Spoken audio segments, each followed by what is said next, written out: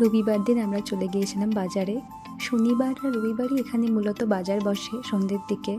শনিবারের বাজারটা বেশি বড় থাকে আর রবিবারেরটা একটু ছোট হয়। যেহেতু আমাদের হাতে সময় ছিল না, সেই জন্য আমরা রবিবার দিনই গিয়েছি। রবিবার দিনই প্রথম বাজারে এলাম। এখানে সমস্ত ধরনের সবজি পাওয়া যায়।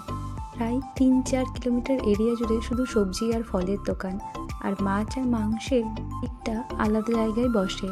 আমাদের মাছ মাংসের দরকার ছিল না, আমাদের সবজি আর ফল কেনার ছিল, সেই জন্য আমরা এখানেই ঘোরাঘুরি করছিলাম আর দেখছিলাম কী কী কেনা যায়। সব ধরনের ফল থেকে শুরু করে সব ধরনের সবজি এখানে পাওয়া যায়। এই দেখুন কত ধরনের সবজি, আর সবুজ কালারের লাইট জ্বলছে বলে আরও দেখতে সুন্দর লাগছে। এছাড়াও বিভিন্ন ধরনের গুঁড়ো মশলা, ড্রাই ফ্রুটস, বিভিন্ন ধরনের চিপস, যা যা দরকার, নারকেল থেকে শুরু করে বাদাম, সব কিছু এখানে পাওয়া যায়। আমাদের একটু ফল কেনার ছিল, আমরা ফল কিনছিলাম। তারপর সবজি তো কেনা হয়েই গিয়েছে। চলে গিয়েছিলাম একটু কাবাব খেতে। তারপর আমরা ফিরছি এখন বাড়ির দিকে।